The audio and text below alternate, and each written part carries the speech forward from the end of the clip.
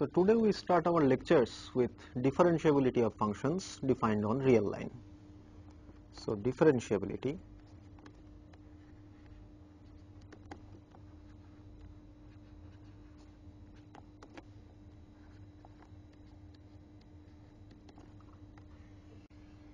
So here the setup is as follows. Suppose I stands for an open interval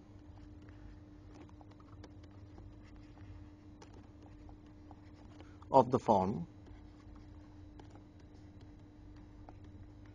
AB, and let us say f is a function defined on I taking values on the real line. Let us also suppose x0 is a point in I. We want to define what do we mean by saying that f is differentiable at the point x0. The definition goes as follows. F is said to be differentiable, in short I will write diff, at x0 if the following limit exists, that is limit x going to x0, f of x minus f of x0 divided by x minus x0 exists finitely.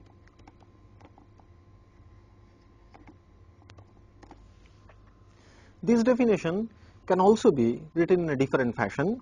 I will just put it as a remark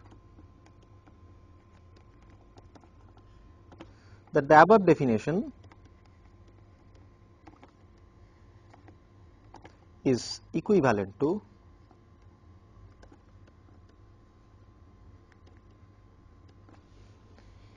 limit h going to 0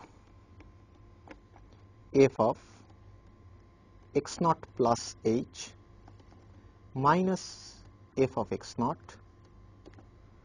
divided by h. Okay. Now what does this definition actually mean? For this we need to draw the following picture. Let us assume that the function is represented by a curve of this form. Okay. Let us say this is the point x0. Now x0 plus h should be somewhere here. This is x0 plus h. The corresponding values we will denote certainly by f of x0, and then this is f of x0 plus h. Now if I look at the quotient f of x0 plus h minus f of x0 divided by h, it just means that I look at this line which join those 2 points. It is the slope of the line joining x0 f x0 and x0 plus h f of x0 plus h. When we take the limit h going to 0, in the limit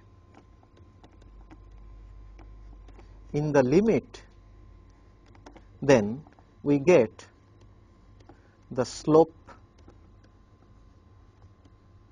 of the tangent to the curve at the point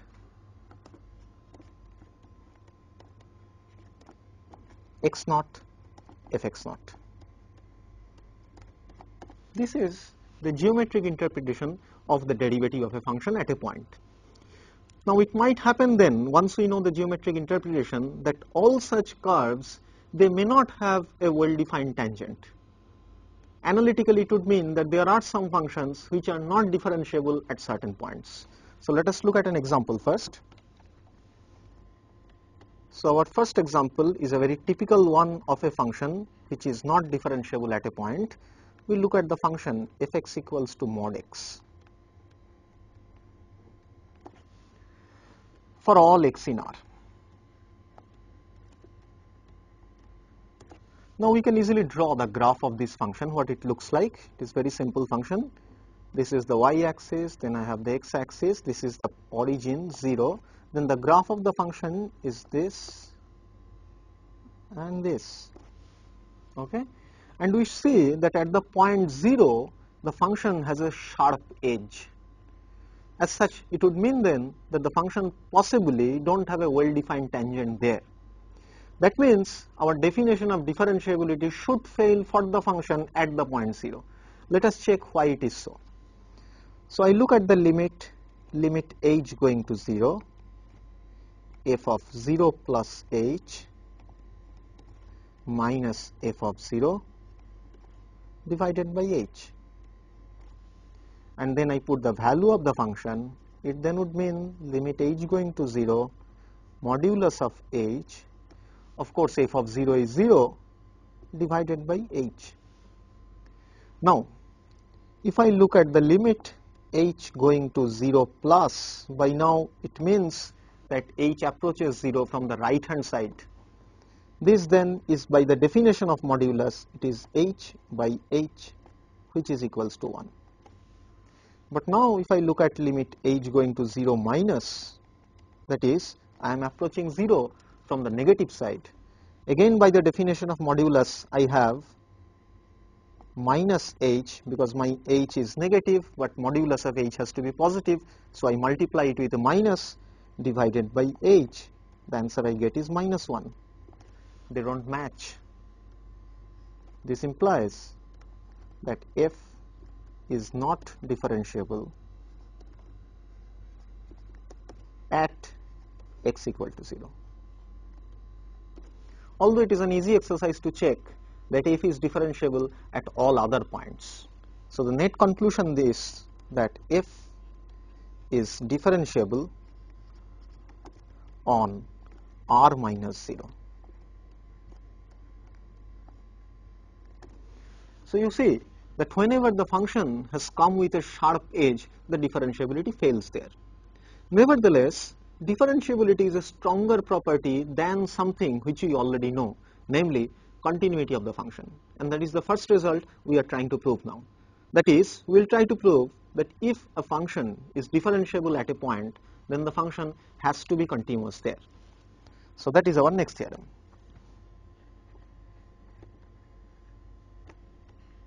So let f be from an open interval I to R, and x naught is a point in I.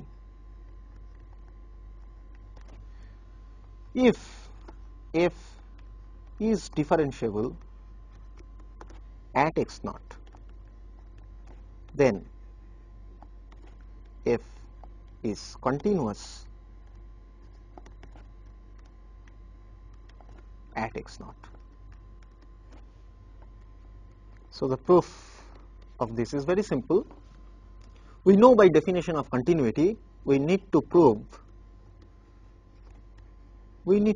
that limit x going to x naught fx must be equals to f of x naught.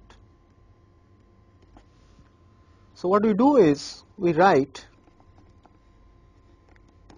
fx equals to fx minus fx naught divided by x minus x naught, and then multiply it with x minus x naught. So the net result is fx minus fx naught. Then I cancel fx naught by adding it with it. So this is the expression, and now I take the limit. So this implies that limit x going to x naught f of x is certainly equals to limit x going to x naught fx minus fx naught divided by x minus x naught into x minus x naught plus limit x going to x naught f x naught. Notice that I have divided this expression of limit on the right hand side simply because of one thing. I know that fx minus fx naught by x minus x naught, that is this quantity, it has a well defined limit as f is differentiable. As x goes to x naught, this quantity also has a well defined limit, so the product limit exists. On the right hand side I have a constant function whose limit as x goes to x naught also exists, so I can write it in this form. Then the next line is very obvious. I will just write it as limit x going to x naught fx minus fx naught divided by x minus x naught into limit x going to x naught x minus x naught plus the last limit, limit x going to x naught fx naught. And then it is very easy to see what is the end result. So end result is f prime at x naught, because f is differentiable at x naught. This is where I am using the fact that f is differentiable, otherwise this limit may not exist. So this into the second quantity is 0 plus f of x naught. The net result is f of x naught. This is precisely what we wanted to prove. This implies f is continuous at x naught. Now armed with this, we want to do some calculus of derivatives. That is the familiar rule, because derivative after all is an operation on functions. So there are certain things which you will like to know, and we will write it as a theorem. Assume that f and g are differentiable functions.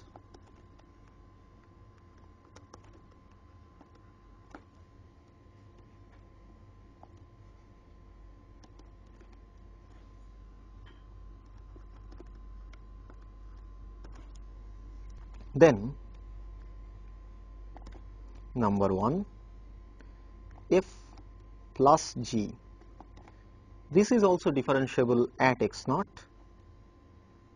and it is given by f prime at x naught plus g prime at x naught. Second is about the pointwise product of functions, that is f dot g prime at x naught, this is f prime x naught times g x naught plus f x naught times g prime x naught. Here the meaning of the function f dot g is the pointwise product, that is f dot g at x is defined to be f of x times g of x. The right hand side certainly makes sense because fx and gx are two real numbers, so I can multiply them. The third property is about quotient, that if g is non-zero at x naught, then f by g prime at x naught is g x naught square times f prime x naught into g x naught minus f x naught times g prime x naught. Well, for this actually what I need is, it is the function g which I have written here. The precise statement should be it is non-zero in a neighborhood of x naught. Okay. Now the first one, number 1, is fairly simple, that you just write down the definition of the derivative for the function f plus g and separate things, it follows easily. Only 2 requires bit of our attention, so I will start with proving 2. So the given function is, I call it hx,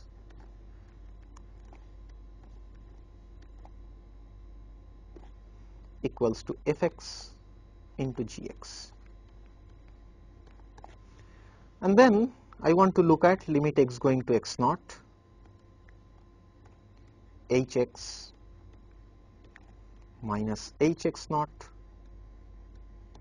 divided by x minus x naught.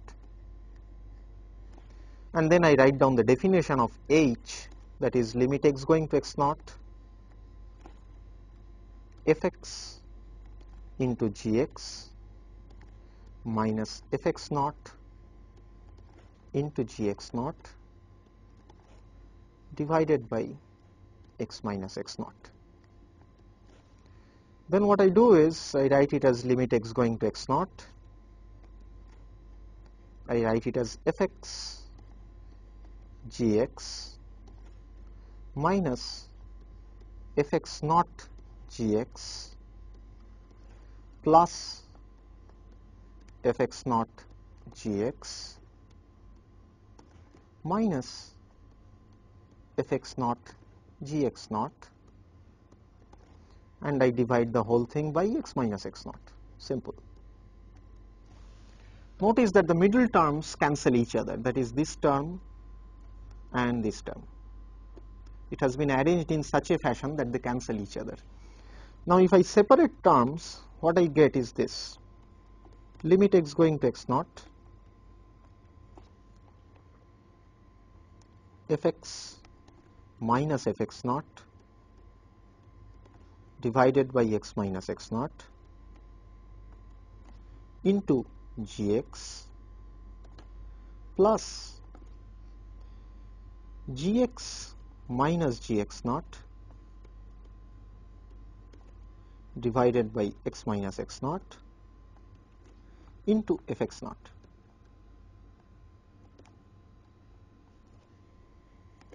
Just by separating the terms. Now notice the first factor. Limit x going to x naught fx minus fx naught by x minus x naught, that is certainly f prime x naught. But the added term gx which you have as x goes to x naught, we know that it goes to gx naught because g is continuous at x naught. So the end result then is, if I separate the limit as limit x going to x naught fx minus fx naught divided by x minus x naught into limit x going to x naught gx plus limit x going to x naught gx minus gx naught divided by x minus x naught times limit x going to x naught fx naught. If I just put all the required values, what I will get is f prime x naught, because f is differentiable at x naught, times gx naught, because g is continuous at x naught because it is differentiable at x naught, plus fx naught times g prime x naught. So this is the formula of the product, which you already know perhaps. Now for 3, what I observe is, it is enough to calculate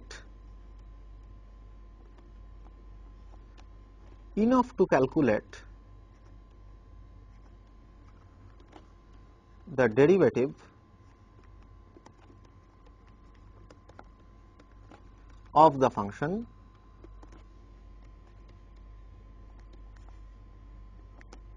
capital Gx equals to 1 by Gx at x naught. Notice that my assumption on little g is that g is non-zero in a neighborhood of x naught. If I don't have this capital function g is not at all well defined. Now once I find the derivative of capital G, then it is easy to see that using 2 you can actually get 3. So first let's try to prove that what is the derivative of g at x naught. So we again start with the definition. G prime at x naught by definition is limit x going to x naught gx minus gx naught divided by x minus x naught, which then I write as limit x going to x naught 1 by x minus x naught into 1 by gx minus 1 by gx naught, which then is limit x going to x naught 1 by x minus x naught into gx naught minus gx divided by gx into gx naught, which can now be written as limit x going to x naught gx minus gx naught divided by x minus x naught into minus 1 by gx into gx naught. Now if I take the limit, as I know, since little g is differentiable at x naught, it is continuous. So limit x going to x naught gx is actually gx naught. So limit x going to x naught 1 by gx is 1 by gx naught. So if I use this, what I get is that the limit is g prime x naught times minus 1 by gx naught square, which we write as minus g prime x naught by gx naught square. Apply this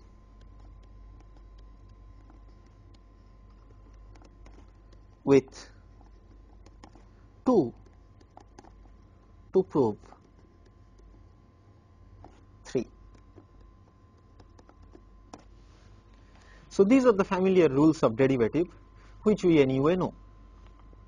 Now we want to understand the geometry of the curve f through the derivatives. See, the whole point is that if I have a function f defined which is differentiable, it is not necessary that the function is given as a curve, okay?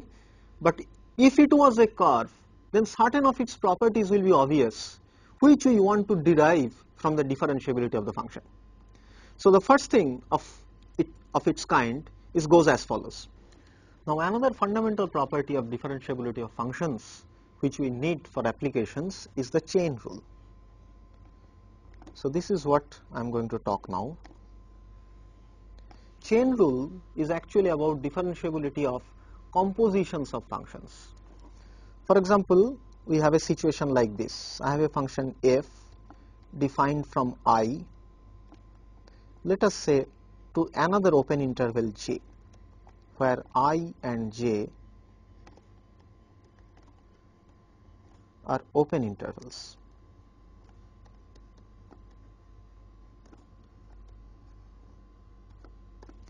Let us say I have another function g defined from j to r. Then it makes sense to talk about the composite function g compose f, we write it in this form, which is defined from I to r the following way. The definition is g compose f at x is g of fx. See, it makes sense because fx lies in j where g is defined. So fx actually belongs to the domain of g. So I can apply g on that. Now suppose the condition is this, that if f is differentiable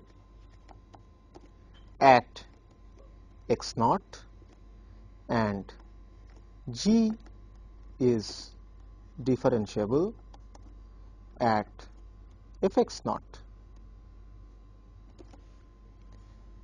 then the new function which we have formed, g compose f, this is differentiable at x naught. Not only that, we can calculate the derivative also, and the derivative g compose f prime at x naught is g prime at f x naught times f prime at x naught. This is the familiar chain rule. Now, let us look at an example first before proving the result. Suppose I look at this function f(x) equals to sine of x square. Then many of you know that it is true that f prime at x is actually cosine of x square times twice x. How does it follow? It follows actually from chain rule the following way. Just take gx to be equal to sine x, hx to be equals to x square, apply chain rule.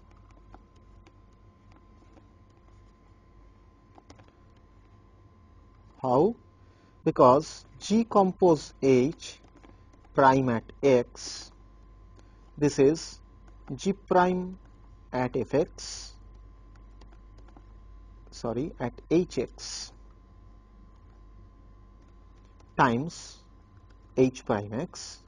Now I know what is g prime. If gx equals to sine x, g prime is cosine x, which we will derive after some time. So it is cosine of hx anyway is x square times h prime x is twice x. We get the formula. So this is a technical tool which we will be needing, but it requires a proof which we are going to supply right now. So proof goes as follows. I first define a function, define h of y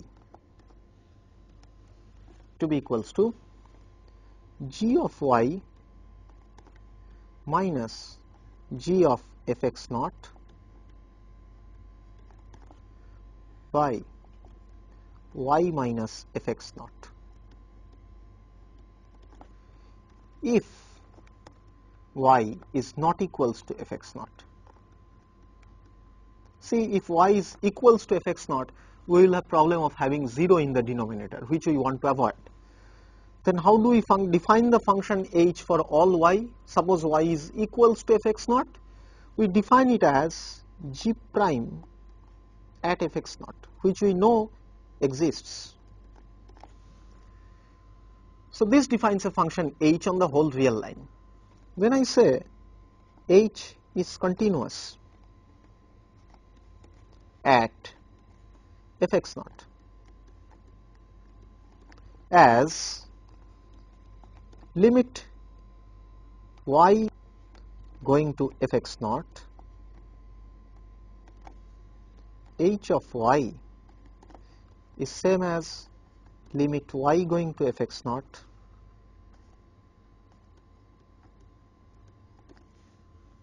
g of y minus g of fx naught divided by y minus fx naught. This, by definition of derivative of g at fx naught, is g prime at fx naught, which by our definition is h of fx naught.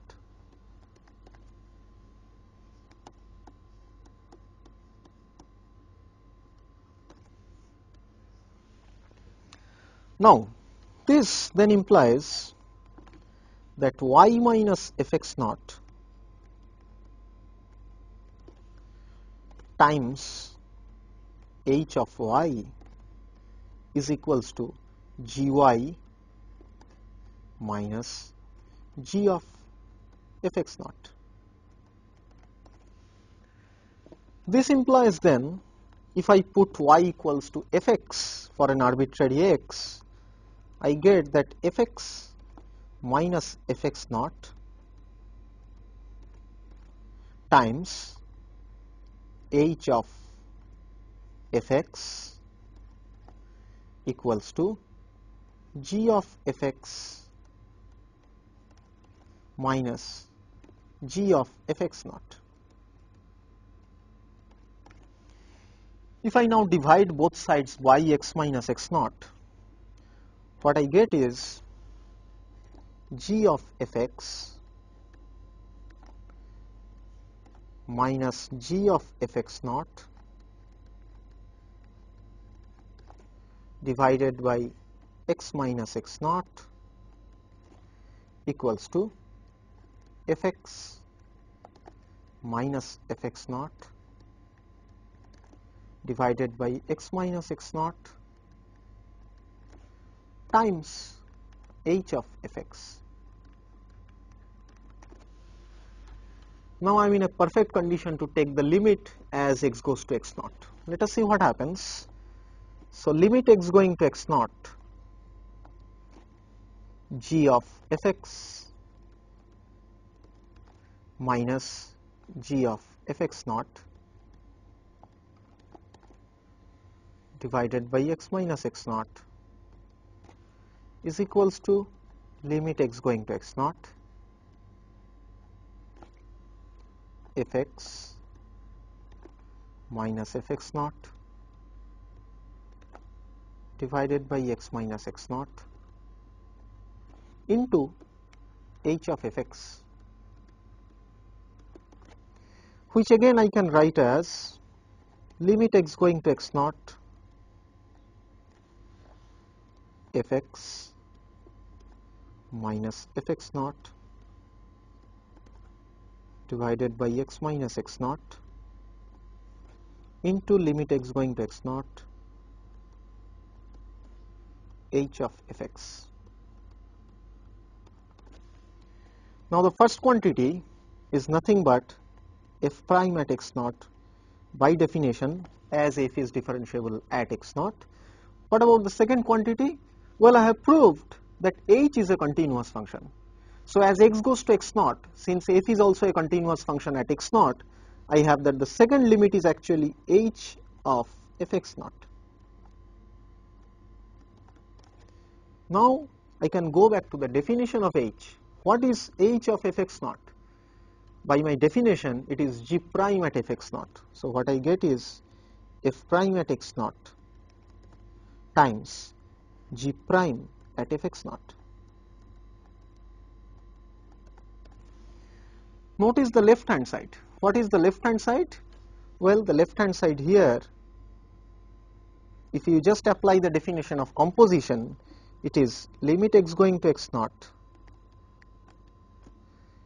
g compose f at x minus g compose f at x naught divided by x minus x naught, which is same as g compose f whole prime at x naught. This is precisely what we wanted to prove. This is called the chain rule of the derivatives. Next, we turn towards certain properties which are related to the geometry of curves. So first I define, if a function f from I to R is given, let us say x naught is a point in I, then x naught is called a local maxima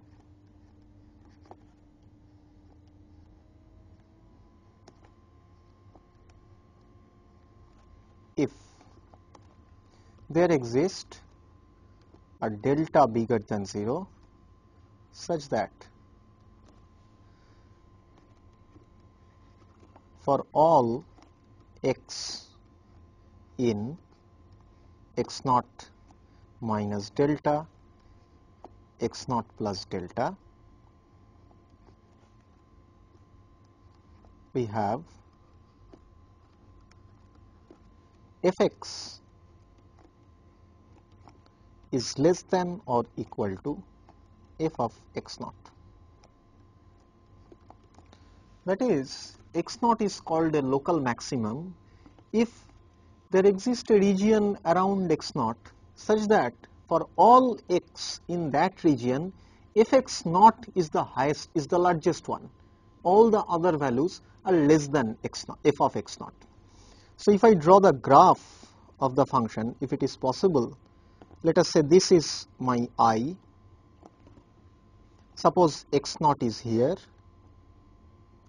Then I have a delta such that these 2 points are x naught minus delta and x naught plus delta. There the graph of the function looks something like this. That is, x naught is the highest point. Okay, this is what local maximum means. Now suppose the picture is like this only. So I will again draw a replica of this picture. This is x naught. This is x naught minus delta and x naught plus delta. The graph of the function, as I said, looks like this. If this is the case, then you see that at the point f of x naught, this is the point f of x naught. If I draw the tangent at this point, it will look exactly like this. That is, this is the tangent.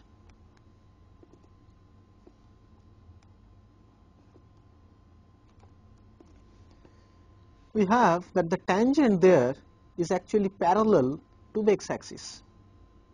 What does this mean in terms of the derivative? Because the derivative f prime at x naught, if it exists, it tells you the slope of the tangent at the point f x naught. If it is parallel to x-axis, that means the slope is 0. That is, this implies that f of is 0. Fine. Now to conclude this, do I really need to know how the graph of the function there looks like? Because the function might be so complicated that I cannot draw the graph of the function.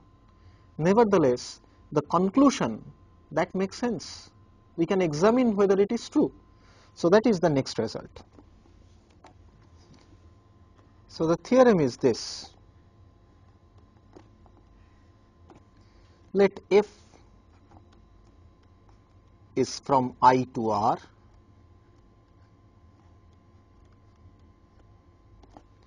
X naught belonging to I is a local maximum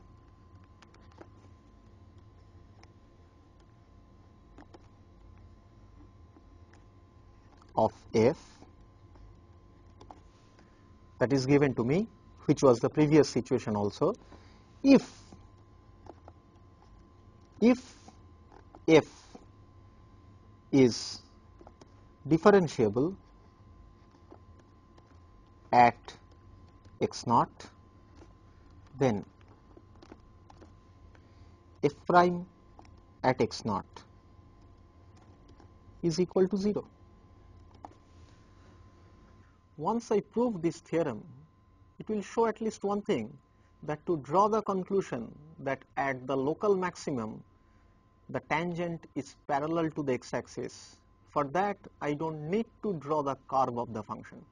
Without drawing the graph, I can conclude the same. That is the power of having the formal definition of derivative. So let us start with the proof of this. How do we go about it? Well, I know that f prime at x naught exists. That is in the supposition. Then there are two things which can happen. Either f prime at x naught is positive or it is negative. If none of these things are true, then the only possibility remains is f prime at x naught is 0. So what we try to do is, let's assume that f prime at x naught is positive and try to understand what it means. Now, assume that f prime at x naught strictly bigger than 0. This then implies by our definition that limit x going to x naught f of x minus f of x naught divided by x minus x naught, this limit exists and is strictly bigger than 0. Now, while dealing with continuity, we have noticed one thing which we are going to use now, that if I have a function whose limit at a point x naught is strictly bigger than 0, then there exists a neighborhood of that point x naught where the function is strictly bigger than 0. That is the observation I am going to use now. So, this would imply then that there exists delta bigger than 0 such that this whole interval x naught minus delta, x naught plus delta is contained in I, and for all x in x naught minus delta, x naught plus delta, we have fx minus fx naught divided by x minus x naught is strictly bigger than 0. Now, suppose I choose x strictly bigger than x naught in x naught minus delta and x naught plus delta. That is, in this interval I choose a point x which is on the right hand side of x naught. Then look at the quantity here. I say the denominator x minus x naught is positive. This is positive.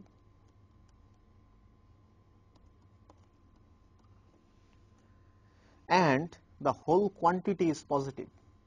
That means the numerator also has to be positive. That is, it then implies that fx minus fx naught is strictly bigger than 0. Now, I could have chosen the delta to be the delta 1 which satisfies the local maximum property. To be precise, there exists delta 1 such that fx is less than fx naught for all x in x naught minus delta 1, x naught plus delta 1. Let us choose delta 2 to be equals to minimum of delta and delta 1. Then I have that for all x in x naught minus delta 2, x naught plus delta 2, I have two conditions. Number 1, fx minus fx naught divided by x minus x naught strictly bigger than 0. Number 2, fx is less than fx naught. Now, choose x as in the previous case in x naught minus delta 2, x naught plus delta 2 such that x is bigger than x naught. Then one tells me from 1 we have fx minus fx naught is strictly bigger than 0, which implies fx is bigger than fx naught, which certainly contradicts, it contradicts 2, because I know fx has to be less than fx naught. Why did this contradiction occur? Because I have assumed that fx minus fx naught by x minus x naught, the limit is strictly bigger than 0. This cannot happen. Then the other possibility is fx minus fx naught by x minus x naught, the limit is less than 0. Let us examine that case now. Assume that limit x going to x naught, fx minus fx naught divided by x minus x naught, it is less than 0. As in the previous case, I can say that there exists delta bigger than 0 such that for all x in x naught minus delta, x naught plus delta, I have two conditions. Number 1, fx minus fx naught divided by x minus x naught is less than 0, and fx is less than fx naught. Now choose x in the set x naught minus delta, x naught plus delta, such that x is less than x naught. Then the denominator here is negative,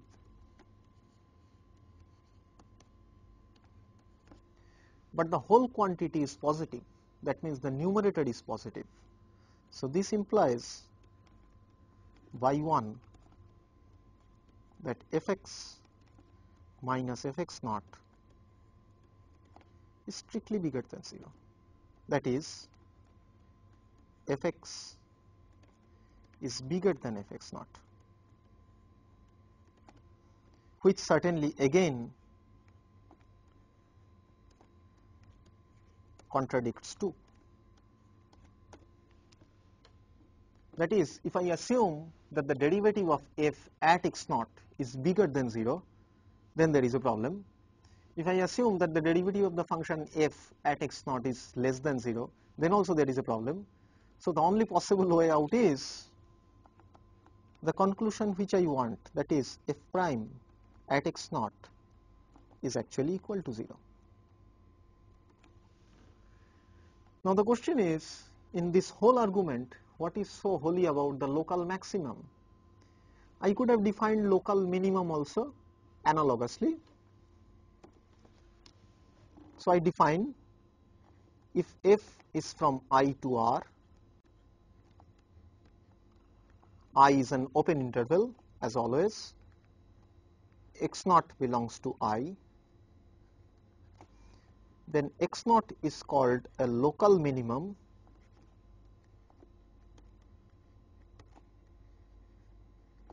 if there exists delta bigger than 0 such that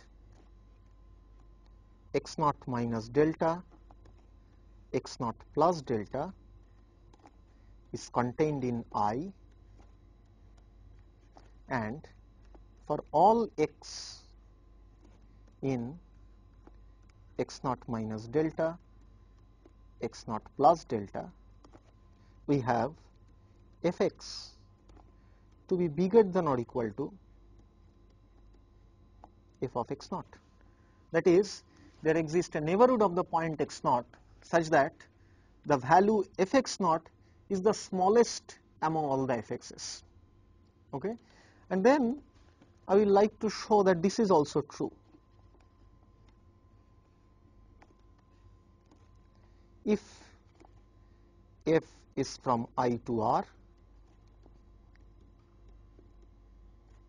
and x naught is a local minima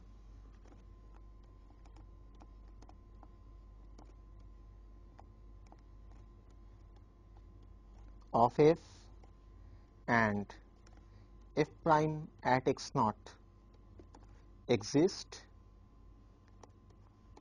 then f prime at x naught is 0. Well, this proof follows very easily. Proof is just one line. Define gx equal to minus fx. Notice that this implies that x naught is a local maximum of g. By the previous theorem, it would imply that g prime at x naught is 0, which would imply that minus f prime at x naught is 0, which certainly implies that f prime at x naught is 0. Fine, but we will like to notice certain things here. The first one is as follows. I will put it as a remark. Look at the function fx equals to mod x. Then 0 is a minimum. X equal to 0 is a minimum and hence a local minimum. But f prime 0 equal to 0 does not make sense.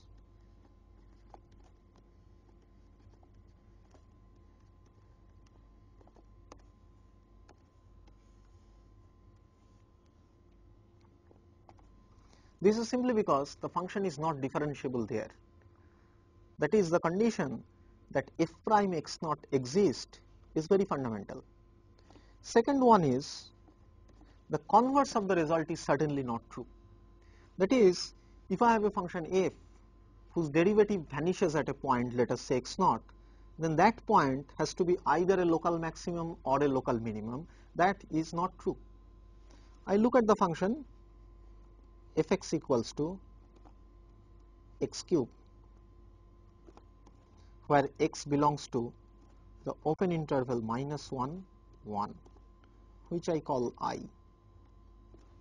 Then notice that f prime at x is 3x square, which implies f prime at 0 is certainly 0.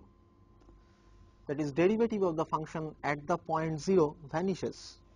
If I look at the graph of the function, it looks like this.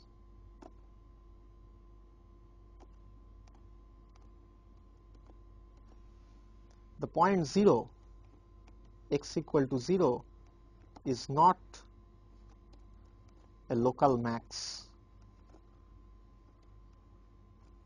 or a local min.